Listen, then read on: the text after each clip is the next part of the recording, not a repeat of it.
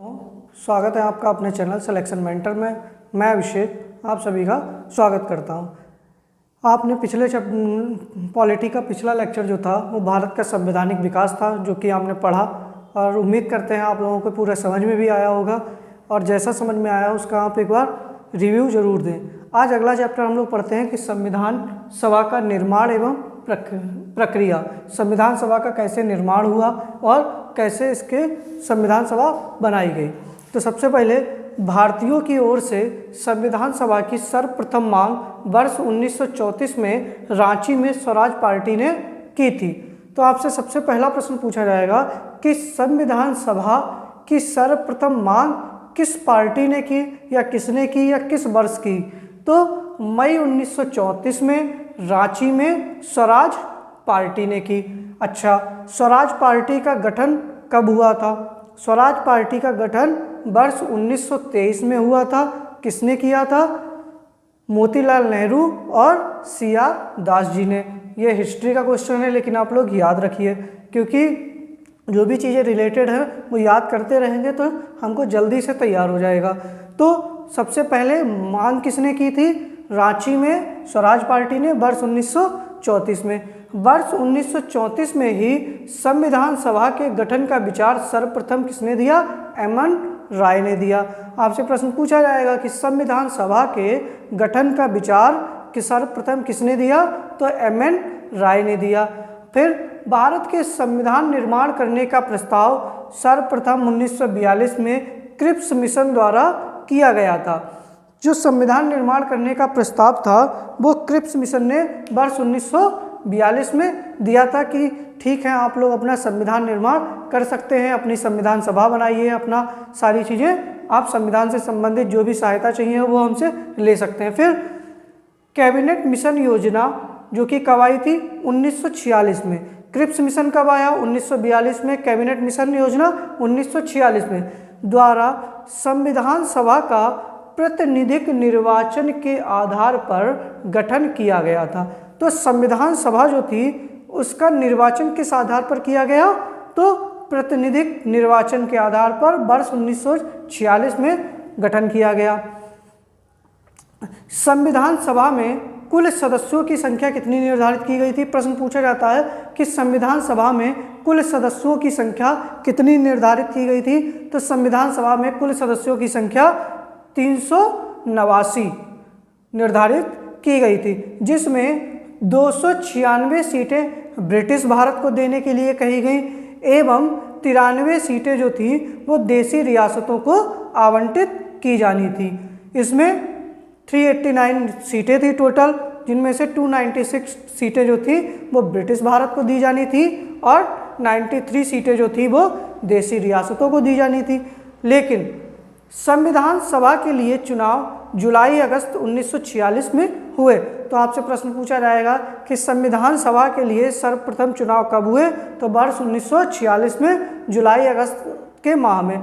इसमें कांग्रेस को 208 सीटें मिली और मुस्लिम लीग को 73 सीटें पर विजय प्राप्त हुई और 15 सदस्य जो थे वो स्वतंत्र रूप से विजयी घोषित हुए। तो कांग्रेस को 208 सीटें, मुस्लिम लीग को 73 सीटें और 15 सीटें आपको किसकी मिली है? स्वतंत्र सदस्यों को।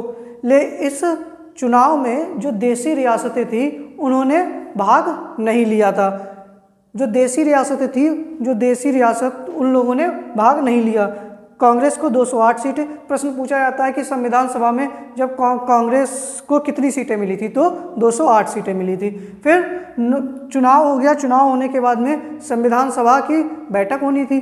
तो सबसे पहले 9 दिसंबर 1946 को संविधान सभा की सबसे पहली बैठक हुई। तो आपसे पूछा जाएगा कि संविधान सभा की सबसे पहली बैठक कब हुई? तो 9 दिसंबर 1946 को, जिसकी अध्यक्षता सच्चिदानंद सिन्हा ने की। किसने की? सच्चिदानंद सिन्हा ने की।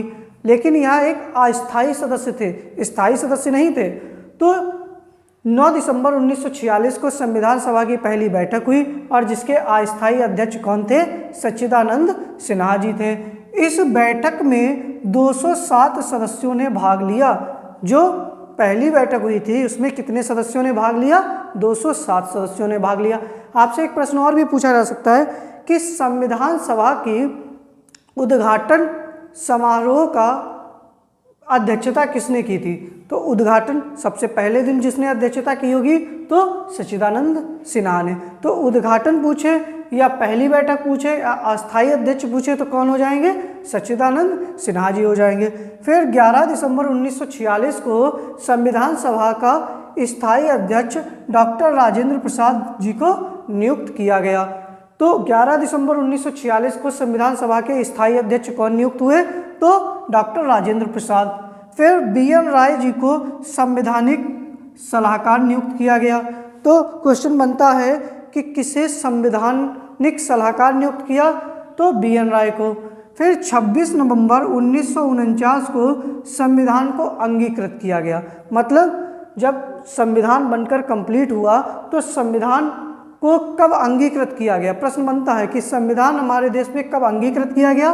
तो 26 नवंबर 1949 को। लेकिन 26 जनवरी 1950 को पूर्ण रूप से संविधान हमारे देश में लागू हुआ। तो अगर आपसे पूछा लागू कब हुआ तो 26 जनवरी 1950, लेकिन अंगीकृत कब किया गया? तो 26 नवंबर 1949। संविधान सभा में कुल महिलाओं की संख्या कितनी थी? 15 थी। ये प्रश्न पूछ सकता है आपसे कि संविधान सभा में महिलाएं कितनी थी? 15 थी। प्रारूप समिति का गठन 29 अगस्त 1947 को हुआ था और जिसकी अध्यक्षता किसने की थी? भीमराव अंबेडकर जी ने की थी। तो ड्राफ्टिंग कमेटी का गठन कब हुआ? 29 अगस्त 1947 को और अध्यक्ष कौन थे? भीमराव अंबेडकर जी थे। आप लोग इस सभी का एक बार स्क्रीनशॉट ले लें और इसके बाद में हम लोग आगे शुरू करते हैं।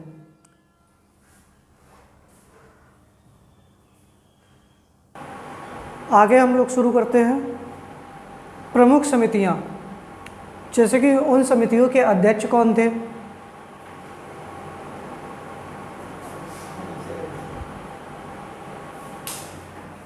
संघ संविधान समिति और संघ शक्ति समिति। तो जो संघ संविधान समिति और संघ शक्ति समिति, इन दोनों के अध्यक्ष जवाहरलाल नेहरू थे। तो जहाँ पर संघ नाम आ जाए तो संघ आप समझ जाइएगा वो संघ से संबंधित कौन थे? जवाहरलाल नेहरू थे। नियम समिति, संचालन समिति और तदर्थ झंडा समिति। नियम समिति, संचालन समिति और तदर्थ झंडा समिति, इन तीनों के अध्यक्ष कौन थे? डॉक्टर राजेंद्र प्रसाद जी थे। प्रारूप समिति, इसके अध्यक्ष कौन थे? भीमराव अंबेडकर थे। इसमें 7 अन्य सदस्य भी शामिल थे। मौलिक अधिकारों एवं अल्पसंख्यकों हेतु सलाहकार समिति और प्रांतीय संविधान समिति, इसके अध्यक्ष कौन थे? सरदार वल्लभ भाई पटेल जी थे। मौलिक अधिकारों एवं अल्पसंख्यकों हेतु सलाहकार समिति और प्रांतीय संविधान समिति कौन अध्यक्ष थे? सरदार पटेल। अल्पसंख्यक उप समिति के अध्यक्ष कौन थे? HC मुखर्जी थे। और मूल अधिकार उप समिति के अध्यक्ष कौन थे? JB कृपलानी थे। आज आपका ये वाला पॉलिटी में चैप्टर कंप्लीट हुआ। उम्मीद करते हैं आपको ये समझ में आया होगा। अब हम लोग कुछ ले लेते हैं स्टैटिक जीके का पार्ट। कुछ 2-4 क्वेश्चन है वो, जैसे कि सरदार सरोवर बांध कहाँ स्थित है? तो सरदार सरोवर बांध नर्मदा नदी पर गुजरात में स्थित है। अच्छा, सरदार सरोवर बांध के निकट कोई मूर्ति बनाई गई है, उसका नाम आप लोग बताएंगे। उकाई बांध, उकाई बांध कहाँ पर है? तापी नदी के ऊपर। किस राज्य में? गुजरात राज्य में स्थित है। आप ऐसे भी आ सकते हैं, याद कर सकते हैं, गुजरात में तापमान गर्म होने के कारण उकाई आ गई, तो उकाई बांध कहाँ हो गया? गुजरात में। तो गुजरात में तापमान अधिक होने के कारण उकाई आ गई, तो उकाई बांध तापी नदी के पर गुजरात में स्थित है। नागा अर्जुन सागर बांध कहाँ है? कृष्णा नदी पर, आंध्र प्रदेश में। अर्जुन के साथ में हमेशा कौन रहते थे? कृष्ण रहते थे। तो हम ऐसे याद कर सकते हैं कि नागा अर्जुन किस नदी पर है? कृष्णा नदी के ऊपर है। फिर पोंग बांध, पोंग बांध कहाँ पर है? ब्यास नदी पर। कहाँ? हिमाचल प्रदेश में। पोंग बांध कहाँ पर है? ब्यास नदी पर, हिमाचल प्रदेश में। पोंग बांध का एक अन्य नाम भी है, वो आप लोगों को कमेंट बॉक्स में बताना है। सूपा बांध, सूपा बांध काली नदी पर है। कहाँ? कर्नाटक राज्य में है। अच्छा, आपसे हमारा एक प्रश्न है कि इडुक्की बांध किस नदी पर और किस राज्य में स्थित है? ये आप कमेंट बॉक्स में बताइएगा।